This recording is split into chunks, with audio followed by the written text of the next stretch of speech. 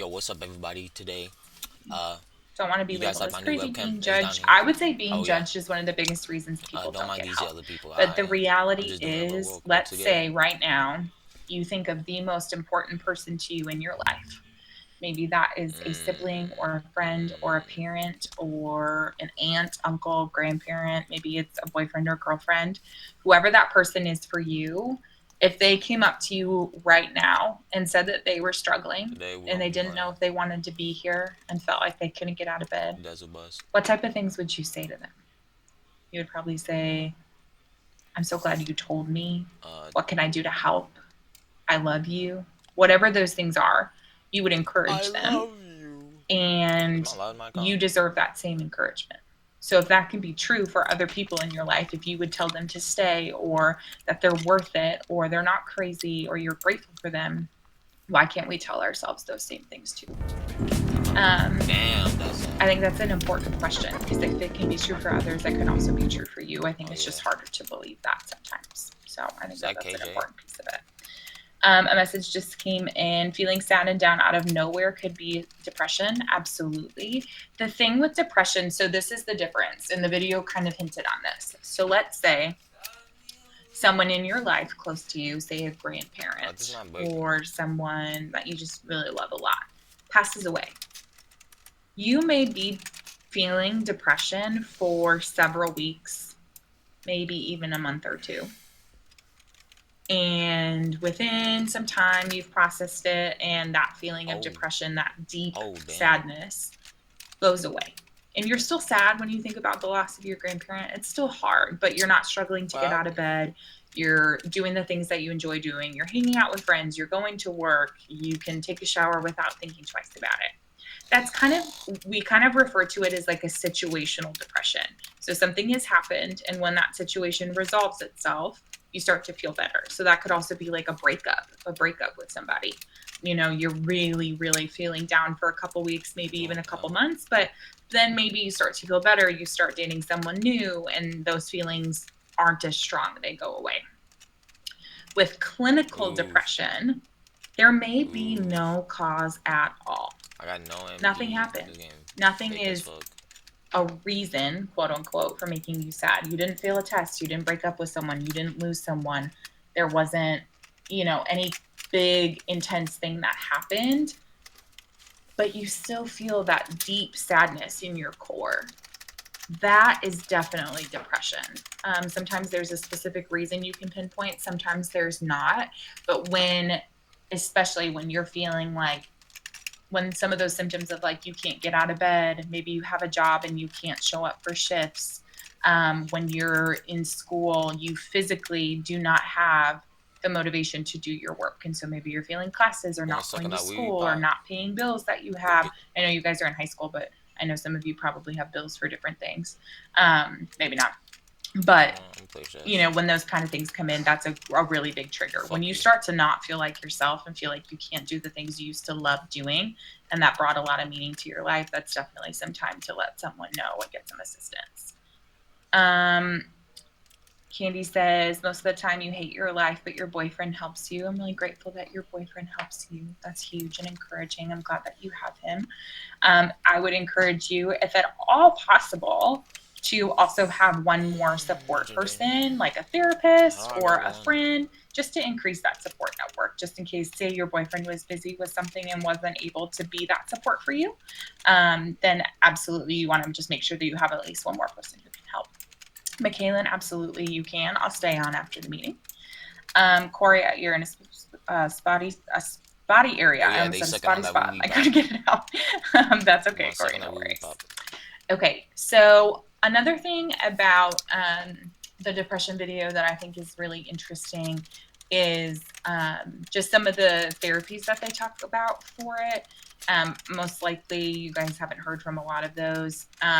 They do have different, when they can see it in the brain, they can do those different like imaging things and stuff like that. So that's This something hell. that your doctor would be able Oh to shit. help you with. But medication is a pretty common one. There are lots of medications out there, and essentially, I'm not a doctor, so I'm not going to pretend to know all the pieces of it, but essentially what they do is they help increase. So when I was talking about like the serotonin and the dopamine in your brain. So those quote unquote happy chemicals, it helps increase those to fight off those feelings of depression. So I know that we had kind of talked about this a little bit last week of just people's opinions on medication. But this is the same deal. In the same way they said, like, you cannot just wish away a broken arm. If your arm is broken, your arm is broken. And that's how it works. If you have cancer, you can't just wish you didn't have cancer. If your body has cancer, it has cancer. It's the same with depression and anxiety. You cannot always just wish that that will go away. Sometimes you might need supportive therapy, or you might need intervention, or kind of like one of the messages before, I don't remember exactly who said it. Looks like Lachey. Her brother has been dealing with this for 10 years and now is in a position where he's getting some pretty intensive help. I'm so grateful for that. That seems like that's what he needed to help get through some of this. So there might be different resources in your doctor, and whoever is treating the depression will be able to help. But I think what's important is at the end of the day that you get that help. That's the part that really matters in this. I am going to go ahead and share my screen in just a second once I get this pulled up. Okay, so we use, in the mental health field, we use kind of like cycles for everything. So I'm sure that you guys have seen things like this before. Cycle of anxiety. I think I even showed you one last week.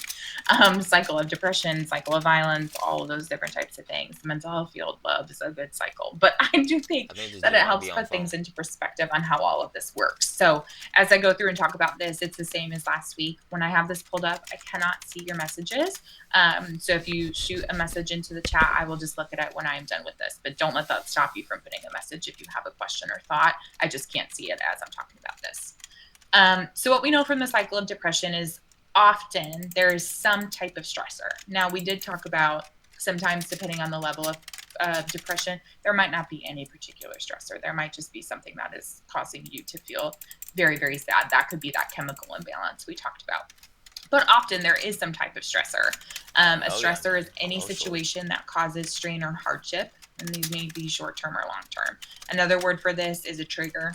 Trigger, stressor, same idea, same word, same meaning, but just something that kind of starts the fire or something that starts the cycle. So again, these are those loss of a family member, loss of a pet, a breakup, not getting the grade on your test that you studied so hard for. Maybe turmoil in a friendship, whatever it is, it's going to be different for every single person. That's kind of like the match that lit the fire. Often your thoughts, so stressors or triggers, will lead to negative thoughts, which may be irrational. Maybe sometimes they are rational, but often our brain likes to play tricks on us. So they are irrational or very exaggerated. So say, for example, you get into a fight with one friend, but you have 10 other friends you're still in good relationship with. Your thought might be, nobody likes me. Okay, that's not entirely true. You have 10 friendships that are still going really strong. That was specific to this one friendship because this thing happened and you felt disrespected or they felt hurt. That doesn't mean nobody likes you. It just means in this situation, it's hard right now. Or say you wanted to get a 99 on your test or 100 on your test and you got an 89 or a 93. Your feeling might be, I'm not good at anything. That's not true. You just got a 93. That's a great score. That's still something to be proud of. You tried your best. You studied hard. That doesn't mean you're not good at anything. That just means that this didn't go the way that you hoped, and that's okay. You can try better next time. Work harder. Maybe you learned a new way to study or something you need to study differently or study harder.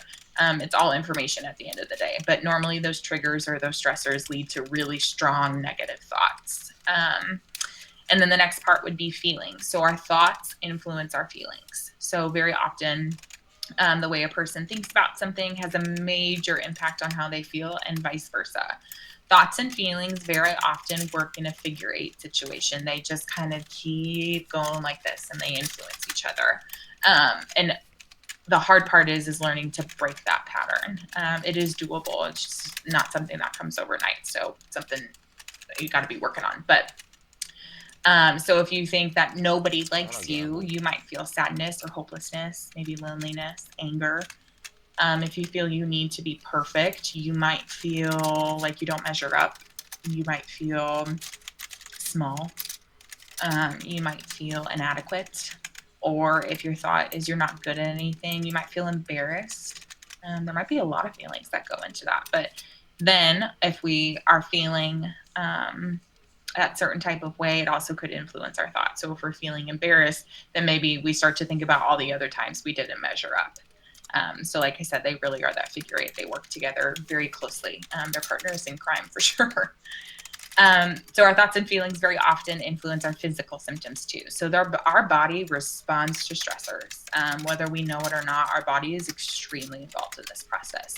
So we might, negative thoughts and feelings go hand in hand with physical symptoms. So maybe if you're feeling like you aren't good enough and that's causing you a lot of stress, maybe you're not sleeping very well. Maybe you're having trouble going to sleep or staying asleep. Maybe you feel like you're not good at anything, so then next time you lose motivation to try. Maybe you have trouble concentrating because that's all you can think about, or maybe you're just exhausted because your brain is running 100 miles an hour. So these things really do go together. They're a lot of times, I don't know if you've ever heard it called this way. We call it the triangle, the cognitive triangle, because our thoughts, feelings, and actions or symptoms really work together. And then we have a behavioral response. So maybe that means that you isolate, you spend time by yourself. Maybe you turn to substances to cope. So maybe that's when you're vaping or using alcohol or drugs, neglecting daily tasks. So those are things like struggling to get out of bed, not showering, not doing laundry, all of those different types of things. And then once again, if you can see this arrow on the left-hand side, our behavioral responses then cause us to feel more stress, which triggers the cycle all over again. So it really is this really like painful, hard, powerful. It's a powerful cycle. It's really, really easy to be on this cycle like a merry-go-round for months and years. So that's where therapy comes in. That's where having a support system, that's where medication, honestly, is really big because it helps break one of the chains or one of the links in this process and helps kind of interrupt the cycle. So this is a really important piece. I'm going to exit out of this and I'm going to... Oh, shit. Gotta go. Bye.